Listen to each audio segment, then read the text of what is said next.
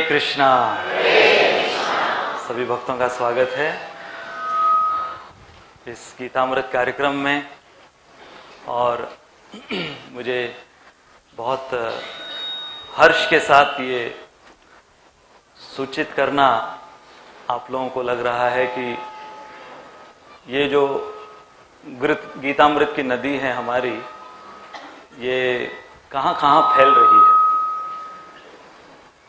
आप लोगों को लग रहा होगा कि हमारा ये जो वीकली प्रोग्राम, जिसके अंदर 600 से 700 लोग जुड़ते हैं हर हफ्ते, परंतु अभी ये सब टेक्नोलॉजी की वजह से इतने लोग जुड़ रहे हैं कि मेरे इस विजिट में एक हमारे लंदन के केंद्र में वो परिचय दे रहे थे मेरा, और मुझे नहीं पता था कि वहाँ पर बहुत से जो हैं वो हमारे गीतामृत को रेगुलरली फॉलो करते हैं। ऑडियंस में बैठे हुए थे वो लोग। तो परिचय में वहाँ के जो होस्ट, उस सेंटर के अध्यक्ष, उन्होंने परिचय में कहा, उन्होंने गीत याद किया, हम उस देश के वासी हैं जिस देश में गंगा बहती है। उस गीत को याद करते हुए उन्होंने कहा कि प्रभु जी उस मंदिर के वासी हैं जिस मंदिर में गीतामृत बहती है।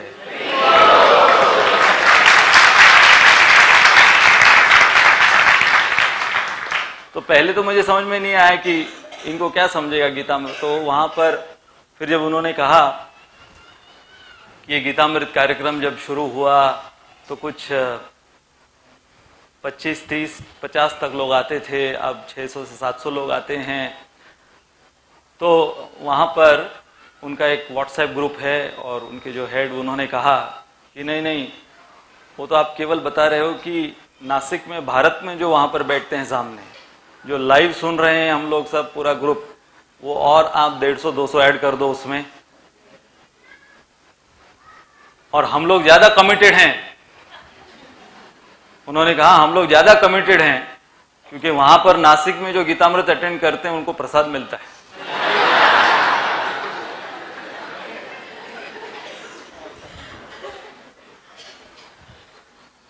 तो उनमें से ही एक नए आने वाले थे, वो मुझे पहले से जानते हैं। तो आपको याद है हमने वो कर्मा रेस्टोरेंट का एग्जाम्पल लिया था एक बार।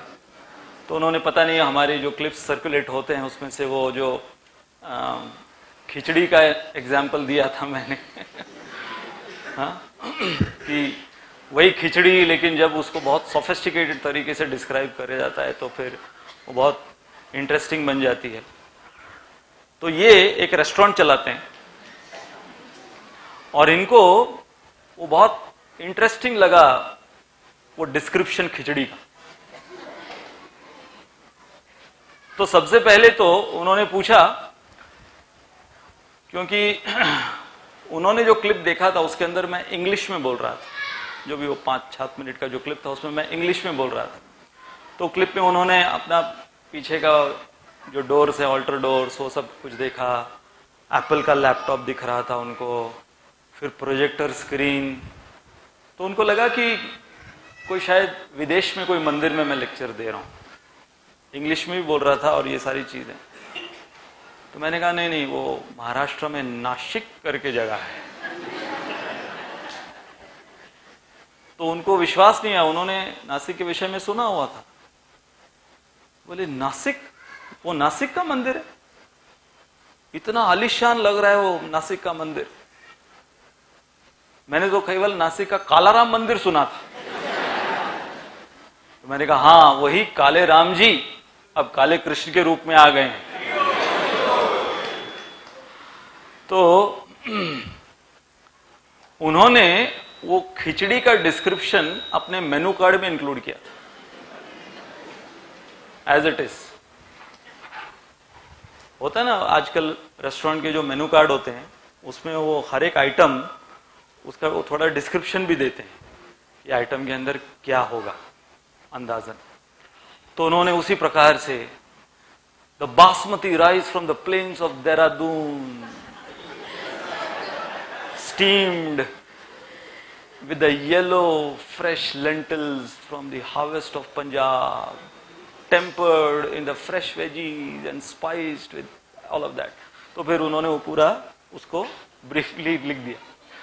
तो मेरे पास आए, बोले कि मेरे को मेनू कार्ड में और भी आइटम्स इंक्लूड करने हैं, क्योंकि वो डिस्क्रिप्शन पढ़कर इतने लोग ऑर्डर करते हैं खिचड़ी वहां के लोकल, और वो इतनी खिचड़ी बिक रही है. अब है वही हमारा दाल चावल है, दूधी भोपला दाल चावल, लेकिन पैकेजिंग. तो उसका जो डिस्क्रिप्शन है, तो उन्होंने कहा कि और ऐसे कुछ आप आइटम्स डिस्क्राइब कर सकते हो जिसको मैं मेनू कार्ड में इंक्लूड कर सकूं. तो मैं मन में सोच रहा था, मैंने कभी नहीं सोचा था कि हमारे गीतामृत से किसी का बिजनेस चल रहा है. तो मैंने सोचा ठीक है, अब और कुछ नहीं तो अगर इसी से इनको इंस्पिरेशन मिलता है, तो मैंने कुछ आइटम्स और इंक्लूड करवाए उनके मेनू कार्ड में. वो इंडियन रेस्टोरेंट है, वहां पर बहुत फेमस होते हैं इंडियन रेस्टोरेंट्स, बहुत वो लोग इंडियन क्यूजीन के शौकीन हैं, तो इसलिए उनको इंडियन आइटम्स. लेकिन क्या इंडियन आइटम्स अगर हम सीधा लिख दें मिसल पाव तो नहीं समझ में आएगा, लेकिन उसी चीज को एकदम आर्टिस्टिक तरीके से अगर प्रस्तुत किया जाए तो फिर उनको बहुत इंटरेस्ट आता है उसके अंदर. तो मैंने फिर उनको एक आइटम बताया कि फ्राइड पफ्ड अप ब्रेड. अभी वहां पे लोग ब्रेड खाते हैं, हाँ, लेकिन फ्राइड पफ्ड अप ब्रेड. तो पहले मुझे पूछा ये क्या है प्रभु जी. मैंने कहा पूड़ी.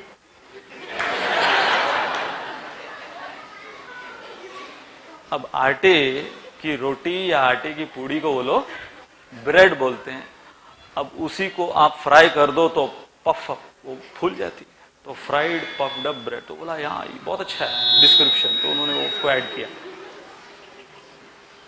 फिर एक और डिस्क्रिप्शन मैंने उनको दिया, spiced potatoes wrapped and fried in soft white dough. समोसे खाने का मन कर रहा ना? अच्छा ये आसान होगा. Yellow flat rice spiced with cubed potatoes dashed with lemon and fried peanuts. Sudama के पोहे. तो मैं सोच रहा था इसके विषय में, मैं क्यों बता रहा हूं ये सब आपको, कि श्रील प्रभुपाद ने क्या किया वेस्ट में जब वो गए. ये सारे हमारे देसी आइटम्स हैं, पोहा, पूड़ी, समोसा, खिचड़ी, ये सब देसी आइटम्स है. प्रभुपाद ने जो देसी हमारा कल्चर, उसको अमेरिका में जाकर फिरंगी तड़का दिया इंग्लिश लैंग्वेज में. इंग्लिश लैंग्वेज में उसको प्रस्तुत किया, अर्थात वही हमारी सब्जी, देसी सब्जी, उसको विदेशी तड़का. जैसे कि अभी मेरे इस विजिट में कुछ ऐसे प्रोग्राम्स है जिसके अंदर मुझे डायरेक्ट कृष्ण कॉन्शियसनेस प्रेजेंट नहीं करना था. तो फिर भगवत गीता को किस प्रकार से, जैसे मैंने कहा ना कि देसी सब्जी विदेशी तड़का, तो हमारा भगवत गीता ग्रंथ उसको अलग अलग प्रकार से प्रस्तुत करना पड़ता है. जैसे कि it's a story of the most professional warrior who took guidance from his chauffeur. Chauffeur किसको कहते हैं? किसी मालिक का ड्राइवर होता है, उसको शोफर बोलते हैं. The most professional, it's a story of this professional warrior who took guidance from his own chauffeur to win the historical fratricidal war of his times. ऐसे किसी मूवी का प्लॉट लगता है. और है क्या? हमारी भगवत गीता. तो श्रील प्रभुपाद ने वही किया, क्योंकि एक कारण ये था कि उस समय और अभी भी हम भारतीय जो हैं, वो वही चीज यदि वहां से स्टैंप मारकर आती है made in USA, made in Japan, made in China नहीं। तो ये सारी चीजों का बहुत आकर्षण होता।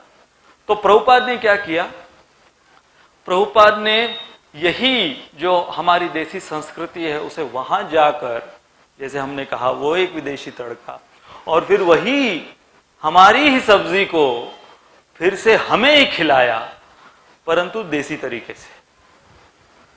तब जाकर हमें पता चला, अच्छा ये मेरी सब्जी, ये तो दूधी लग रही है, लेकिन इसको जिस तरीके से अब श्रील प्रभुपाद ने इसको प्रस्तुत किया है, तो चाहे गीतामृत यहां पर हो रहा हो, जैसे चैतन्य चरण प्रभु से मैं मिला लंदन में अभी जो आए थे, तो चैतन्य चरण प्रभु बता रहे थे कि वो जब अमेरिका गए थे लास्ट ईयर, तो एलए लगुना बीच वहां पर एक टेम्पल है, तो वहां पर वो जिनके घर पर रुके थे, तो वो उनको बता रहे थे कि हम नासिक का जो गीतामृत है उसको रेगुलरली फॉलो करते।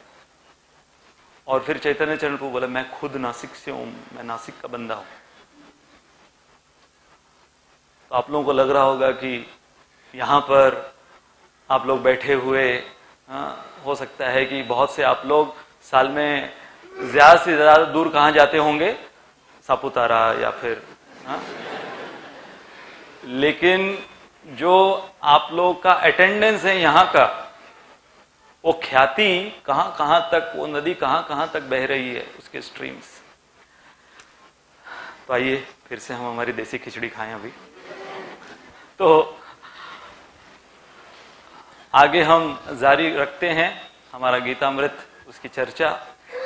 यदि आपको याद है 2 महीने पहले हमने ये चौथे अध्याय का 16वां श्लोक लिया था। अब भगवान कर्म की व्याख्या कर रहे हैं। हमारा एक फेवरेट सब्जेक्ट है ये, और ये ऐसा सब्जेक्ट है कि इतने वर्षों से ये कर्म के विषय में हम बोलते जा रहे हैं, सुनते जा रहे हैं, लेकिन हर समय ये कर्म का नियम, उसके नए नए प्रश्न उठते रहते हैं और नए नए तरीके से, और हम नए नए तरीके से इसको समझते रहते हैं। क्योंकि इस श्लोक में विशेष रूप से भगवान ने ये कर्म का नियम कितना गहन है इसकी चर्चा की है। कर्मणो यपि बोद्धव्यम, बोद्धव्यम च विकर्मणः, अकर्मणश्च बोद्धव्यम, गहना कर्मणो गति। कर्मणो यपि बोद्धव्यम, बोद्धव्यम च विकर्मणः, अकर्मणश्च बोद्धव्यम, गहना कर्मणो गति। कर्मणो यपि बोद्धव्यम, बोद्धव्यम च विकर्मणः, अकर्मणश्च बोद्धव्यम, गहना कर्मणो गतिः। अनुवाद श्रील प्रभुपाद के द्वारा कर्म की बारीकियों को समझना अत्यंत कठिन है, अतः मनुष्य को चाहिए कि वह यह ठीक से जाने कि कर्म क्या है, विकर्म क्या है और अकर्म क्या है। तो पिछला श्लोक जिसके अंदर भगवान ने कर्म की व्याख्या प्रारंभ की थी, याद है पिछला श्लोक? किम कर्म किम अकर्मेति कवयोप्यत्र मोहिता, कि कर्म क्या है और अकर्म क्या है। कवि, बड़े बड़े जो मुनिगण हैं, जो बुद्धिमान जो वर्ग के हैं, वो भी मोहिता, मोहग्रस्त हो जाते हैं इस कर्म और अकर्म को समझने में। तो ये पिछला श्लोक 16वां श्लोक, जिसके अंदर 2 प्रकार के कर्म भगवान ने बताए, किम कर्म किम अकर्मेति, कर्म और अकर्म के विषय में। और फिर भगवान ने बताया कि बुद्धिमान व्यक्ति भी मोहग्रस्त हो जाते हैं इनको समझने में। तो अब मानो अर्जुन के मन में ये प्रश्न उठा कि कर्म क्या इतना, उसका परिचय केवल एक शब्द में है कि मैं यदि कुछ कह रहा हूं, कुछ कर रहा हूं, युद्ध नहीं कर रहा वो भी कर्म है, युद्ध करूं वो भी कर्म है, तो यदि सब कुछ कर्म है तो उस कर्म छोटे से शब्द को कैसे समझा जाए? तो इसलिए आज के श्लोक में भगवान ने अब केवल 2 नहीं बल्कि 3 व्याख्याएं कर्म की हैं कि 3 प्रकार के कर्म हैं। और ये 3 प्रकार के कर्म फिर भगवान कह रहे हैं कि ये गहना, अत्यंत गहन है, इसको समझना। गहन का अर्थ है कठिन है, इसको समझना। कौन बोल रहे हैं? पूर्ण पुरुषोत्तम भगवान बोल रहे हैं कि ये बहुत गहन है, इसे समझना। और उसके साथ साथ भगवान ये भी बोल रहे हैं कि समझना आवश्यक है। कोई यदि कहे कि इतना गहन है, इतना कठिन है, तो छोड़ो, नहीं, छोड़ भी नहीं सकते।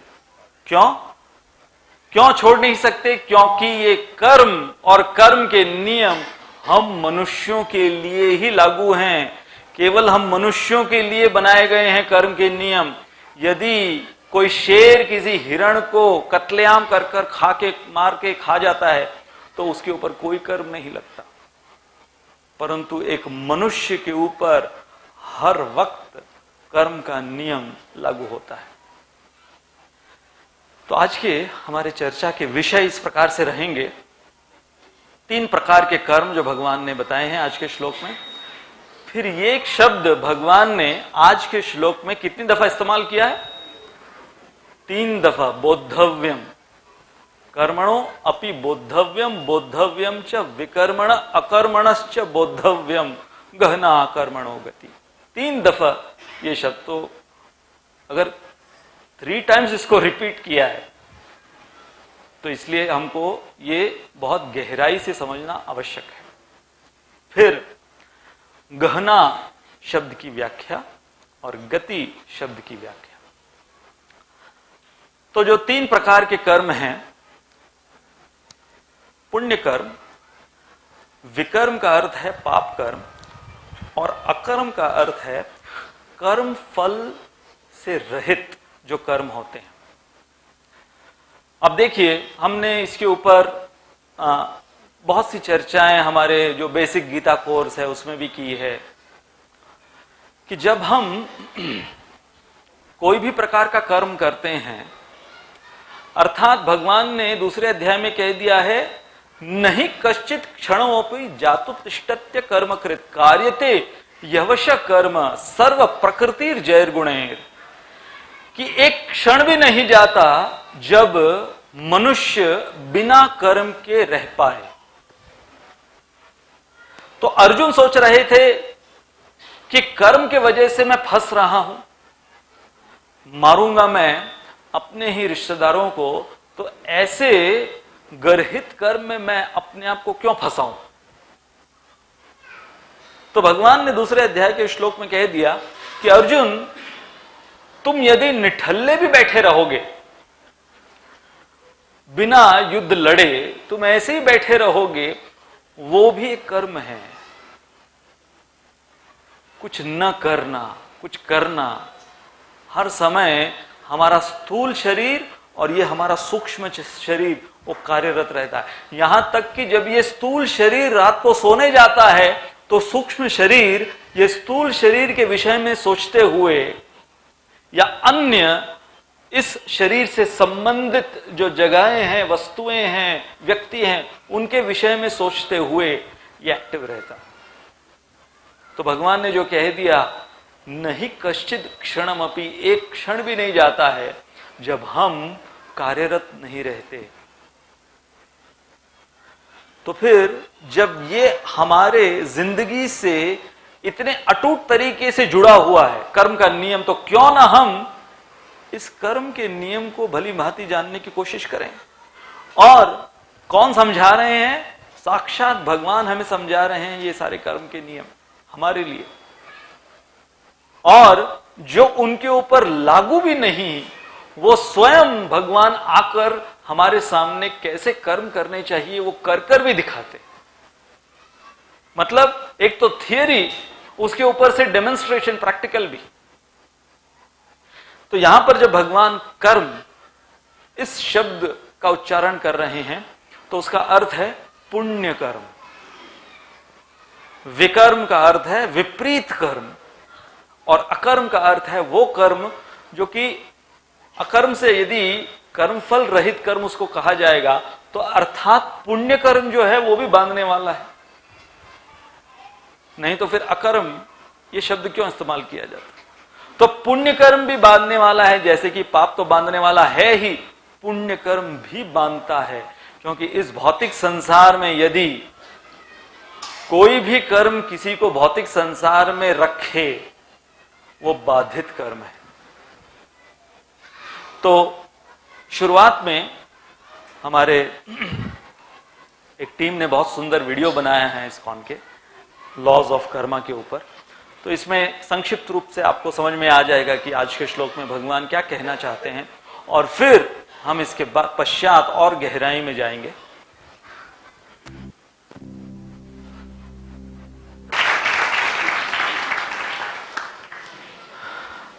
अब इस छोटे से वीडियो में एक प्रकार से बहुत ही सरल तरीके से कर्म का नियम बताया गया है, परंतु कर्म का नियम जो भगवान आज के श्लोक में कह रहे हैं कि वो इतना गहन है। ये जो गहना, इसका मतलब ये नहीं गहने पहनने के लिए कुछ कह रहे हैं, ये गहना, गहना का अर्थ है जैसे यहां पर जो बहुत गहरा है और एक गुत्थी के समान है, deep and intricate, mysterious and puzzling. Srila Prabhupada एक मॉर्निंग वॉक में ये कर्म के नियम के विषय में एक ऐसी बात कहे जो उपस्थित प्रभुपाद के शिष्य थे उस मॉर्निंग वॉक में उनसे। तो दूसरे अध्याय का ये श्लोक 40वां या 41वां श्लोक है, नेहा भिक्रमनाशोस्ति प्रत्यवायो न विद्यते स्वल्पम अप्यस्य धर्मस्य त्रायते महतो भयात्। तो इस श्लोक में भगवान श्री कृष्ण ने अर्जुन से कहा है कि जो धर्म के पथ पर लगता है, भगवान की सेवा करता है, यदि स्वल्प मात्र भी उसकी सेवा वो कर लेता है, स्वल्प मात्र भी धर्म का आचरण वो करता है, तो महतो भयात, महान भय से वो अपने आप को बचाता है। तो महान भय की परिभाषा श्रील प्रभुपाद तात्पर्य में देते हैं, महत भय या महतो भय, उसका अर्थ प्रभुपाद देते हैं when the human soul glides into the animal species। अब हमको कई बार सुनने में लगता है तो उसमें इतना बड़ा भय क्या है। एक बार तो एक शिष्य ने प्रभुपाद को कह भी दिया, What is the harm in becoming a dog? हाँ, अभी वो अमेरिका, इंग्लैंड, वहां के जो कुत्ते हैं वो बड़ा आलिशान तरीके से जीवन जीते हैं, तो उनको पता नहीं था कि कुत्ते का जीवन भी एक कष्टदायी जीवन हो सकता है। तो उनको बहुत, वो ऐसे जानवरों से प्रेम करते, तो उन्होंने कह दिया कि what is the harm in becoming a dog. तो प्रभुपाद सोचे कि अभी इसको क्या समझाऊं मैं। प्रभुपाद ने कह दिया, I have my blessings for you. ठीक है, तथास्तु, वही अगर तुम्हें बनना है तो। परंतु जब प्रभुपाद ने इस मॉर्निंग वॉक में कहा कि महतो भयात क्या है, कि जब एक मनुष्य अपने वास्तविक मनुष्य रूपी उद्देश्य को सिद्ध न करते हुए जब वो किसी पाप योनि में या पशुवत योनि में नीचे गिर जाता है, तो प्रभुपाद ने कहा कि वहां से पुनः वापस मनुष्य योनि तक आने के लिए उसको जो एवोल्यूशनरी साइकिल पास करनी होती है, उसका विश्लेषण प्रभुपाद ने दिया। यदि मान लो कि कोई मछली की योनि में चला गया, मनुष्य से मछली की योनि में चला गया, तो प्रभुपाद ने कहा कि एवोल्यूशन का अर्थ ये नहीं है कि मछली का जीवन उसका पूरा होने के पश्चात जो उससे ऊंचा जीवन है अगला, जो ऊंची योनि है उससे अगली, वो उसको प्राप्त हो जाएगी। नहीं, उस आत्मा को हर एक मछली का शरीर लेना पड़ेगा। जितनी सारी अलग अलग वैरायटी है मछलियों की, तो वो सारे वैरायटी से गुजरते हुए उस आत्मा को फिर नेक्स्ट हायर स्पीशीज उस आत्मा को मिलेगा। अगर वो नेक्स्ट हायर स्पीशीज पेड़ है मछली के पश्चात, तो हर एक पेड़ बनना पड़े। जितने सारे पेड़ हैं पूरी सृष्टि में, हर एक प्रकार के पेड़, और कई तो ऐसे पेड़ हैं अमेरिका में, ऐसे ऐसे पेड़ हैं जो 5-5 हजार साल से अभी तक खड़े हुए जी रहे हैं। एक आत्मा है, उस एक पेड़ रूपी शरीर में एक आत्मा कब से खड़ा हुआ है? 5000 वर्षों से खड़ा हुआ है। उसके पश्चात फिर नेक्स्ट हायर स्पीशी, यदि कोई छिपकली या कीड़ा मकोड़ा या पंछी या जानवर कोई भी ऐसी योनि में, ऐसे एवोल्यूशनरी साइकिल में जाएगा, प्रभुपाद ने कहा he has to become every type of every species before he once again gets the human form. इसलिए कहा जाता है दुर्लभो मानुषो देहो देहिनाम क्षण भंगुर। ये मनुष्य देह कितना दुर्लभ है, अब इससे थोड़ा बहुत अंदाजा आप लोगों को आ रहा होगा। और जो प्रभुपाद ने कहा महतो भयात, कि ये मनुष्य शरीर यदि हमारी दुर्लक्षता से, केयरलेसली लिविंग से, यदि मनुष्य शरीर हमसे छूट जाए तो पुनः ये मनुष्य शरीर मोक्ष प्राप्ति के लिए प्राप्त करना इतना कठिन हो जाता है। इसलिए आज के श्लोक में भगवान जो कह रहे हैं अर्जुन को कि अर्जुन, न केवल ये कर्म के नियम इतने कड़े हैं, इतने कठिन हैं, बल्कि ये समझने के लिए अत्यंत महत्वपूर्ण है। कोई भी नहीं कह सकता कि मुझे कर्म के नियम नहीं पता थे इसलिए मुझे निचली योनि नहीं मिलनी चाहिए। नहीं, भगवान ने हमारे अंदर बाय डिफॉल्ट वो बुद्धि भी दी है जिसके द्वारा हम ये समझ सके, प्रश्न पूछ सकें। यदि किसी तोते को पकड़कर पिंजड़े में बंद किया जाता है तो प्रकृति ने तोते को यह फैसिलिटी नहीं दी है पूछने की कि मुझे पिंजड़े में क्यों बंद किया, परंतु मनुष्य को जेल में बंद कर दो बिना मतलब। मनुष्य के अंदर यह फैसिलिटी है, प्रकृति ने दी है कि वो प्रश्न पूछ सकता है कि मुझे बेमतलब इस जेल में क्यों बंद किया गया। तो उस बुद्धि को सही दिशा में लगाते हुए, तो इसलिए अब देखिए यहां पर जब भगवान ने कह दिया कि ये गहन विषय है, तो अगर गहन विषय है तो हमें उतनी ही जागरूकता से सुनना है, क्योंकि वैसे भी सरल विषय भी अक्सर हमारी जो कलयुगी बुद्धि है उसके पल्ले नहीं पड़ती। अब सोचो उसके ऊपर एक ऐसा श्लोक जिसके अंदर स्वयं भगवान कह रहे हैं कि ये कठिन है समझना, लेकिन फिर भी समझना है और कोई चारा नहीं है, नहीं तो फिर चार पैर में चारा ही खाना पड़ेगा।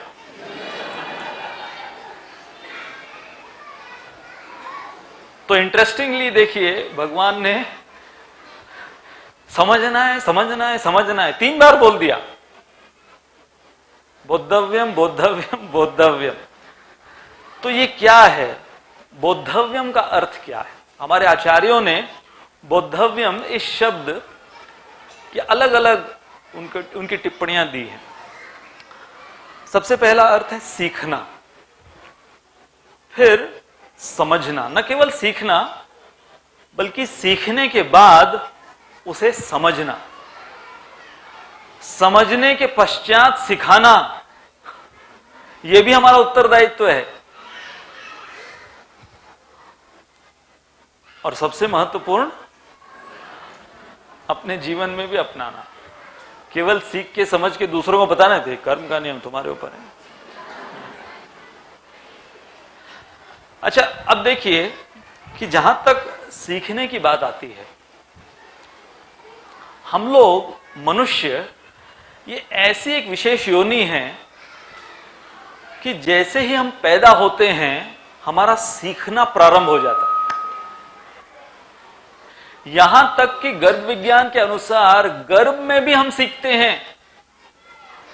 यहां तक साइंटिफिक फाइंडिंग्स निकली हैं कि माता जब गर्भवती होती है वो क्या खाती है, वो क्या देखती है, सुनती है, वो शिशु के ऊपर उसके इंप्रेशंस पड़ते हैं। तो वहां से वो सीखना प्रारंभ कर देता है। अब देखिए, एक मनुष्य वो कोई जलचर प्राणी नहीं है, लेकिन हम तैरना सीखते हैं। मछली जो है उसको कोई स्विमिंग लेसन्स नहीं लगाना पड़ता है कि मछली अभी पैदा हुई है तो उसके मम्मी पापा उसको स्विमिंग लेसन्स के लिए भेज रहे हैं कि अभी तुमको जिंदगी भर स्विमिंग ही करना है तो अच्छी से स्विमिंग सीख के आओ। नहीं, पैदा होते ही मछली जो है वो एक ही कार्य करती रहती है, जिंदगी भर वो एक ही कार्य करती रहती, तैरना तैरना तैरना, और उसको कुछ नहीं आता है, वो और कुछ नहीं सीख सकती। देखिए, प्राणी जो हैं अगर वो कुछ सीखे भी, जैसे कुत्ते हैंडशेक करना सीखते हैं ना, न्यूज़पेपर लेके आ रहा है, वो भी मनुष्य सिखाता है उसको। अपने आप से पैदा होते ही कुत्ते एक दूसरे का हैंडशेक नहीं करे, अरे कैसा रहा, हाँ वो गली कैसी है। वो तोता या कुत्ता उसको भी अगर कुछ सिखाता है तो मनुष्य ही सिखाता है। और मनुष्य को तैरना कोई मछली आके नहीं सिखाती। तो हमारे अंदर ये जो सीखने की कला है, अब देखिए भाषा, ऐसी ऐसी भाषाएं हम बोल सकते हैं, ऐसी ऐसी भाषाएं हम समझ सकते हैं। ऐसे ऐसे मैंने मनुष्य देखे हैं, मिले हैं कि जो 7-7, 8-8 भाषाएं फ्लुएंटली बोलते हैं, समझ में नहीं आता है कि उनकी मदर टंग क्या है। अब देखो, भाषा के ऊपर, हाँ कई बार वो अलग बात होती है कि उसी भाषा के वजह से फिर बड़े बड़े युद्ध भी लड़े जाते हैं। इसलिए कहा गया है कि यही मनुष्य जब उस भाषा को सही तरीके से परिभाषित नहीं करता। जैसे एक बार एक दंपति, उनकी एनिवर्सरी थी, होता ना बहुत बड़ी बात होती है मैरिज एनिवर्सरी। तो मैरिज एनिवर्सरी सुबह से घर पर चर्चाएं चल रही थी, आज मैरिज एनिवर्सरी, आज ये करना है, आज मैरिज एनिवर्सरी, आज ये करना है। तो उनके काम वाली बाई थी, वो सुबह से सुन रही थी कि मालकिन और मालिक पर सुबह से एनिवर्सरी एनिवर्सरी कर। तो ये लोग निकल गए एनिवर्सरी मनाने होटल में। तो इनके मित्र ने घर पर फोन किया विश करने के लिए। तो ये जो काम वाली बाई थी, इसने फोन उठाया, बोले साहब किधर हैं? बोले वो साहब और मालकिन गए हैं, आज उनका मैरिज अननेसेसरी है।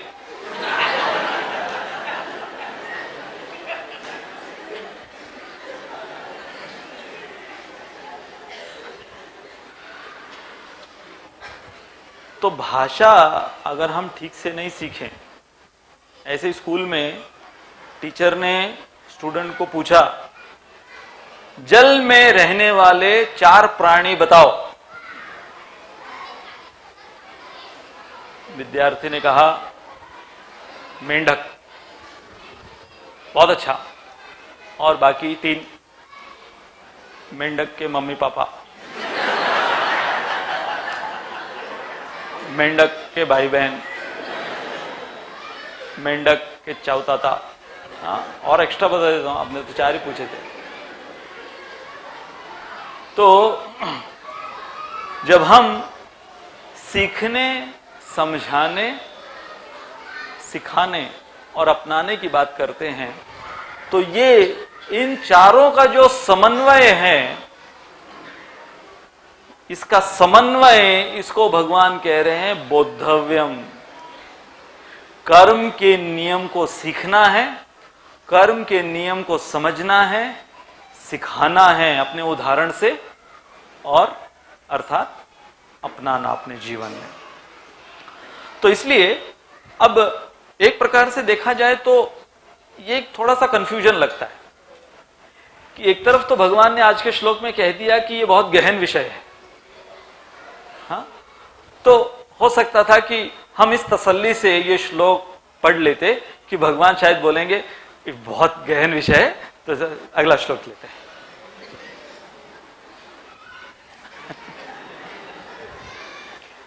नहीं, भगवान ने साथ साथ क्या 3 बार बोल दिया। गहन विषय है लेकिन समझना, तुमको ही समझना। क्या है? समझना। बोद्धव्य बोद्धव्य बोद्धव्य, 3 बार ठोक पीट के बता रहे। तो इसलिए ये जो जोर भगवान ने दिया है कि कहीं पर भी कॉम्प्रोमाइज नहीं कर सकते आप। ये नहीं कि चलो इसको थोड़ा आसान बना दे समझने के लिए, तो कर्म के नियम को थोड़ा आसान कर देते हम, हमारे अनुसार कर देते। हाँ, नहीं, कर्म का नियम उतना ही गहन होगा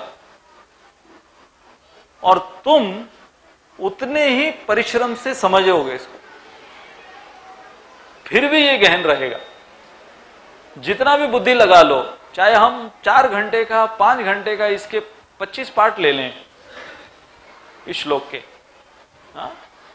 लेकिन फिर भी ये विषय गहन रहेगा, क्योंकि ये कर्म है कैसा कि देखिए हमारे जीवन में छोटी छोटी चीजें इतना इंट्रिकेट ये कर्म है कि हम कौन से समय, कौन से परिवार में हमारा कॉम्प्लेक्शन क्या होगा, कद क्या होगा, कितने मोटे कितने पतले, सर पे कितने बाल रहेंगे, कितने दिन तक रहेंगे, कब निकलेंगे एक एक बाल, ये सारी चीजें इस सोचो कितना एक जीव के पीछे कितना बड़ा रिकॉर्ड है, कितना बड़ा डेटा होगा एक जीव के पीछे। सोचो कि जो मैसिव हार्ड ड्राइव, कितने वो आजकल तो टेराबाइट्स इत्यादि में होता है, तो कितना यमराज के पास सब कुछ उसका स्टॉक है, एवरी डिटेल, और सब अलग हैं, चाहे वो जुड़वा क्यों ना हो, उनके अंदर भी कर्म के अनुसार सब कुछ अलग है। तो इसलिए भगवान कह रहे हैं कि इसे हमें व्यक्तिगत रूप से हमारे लिए और फिर समाज के लिए इसको समझना बहुत महत्वपूर्ण है। तो इसलिए हम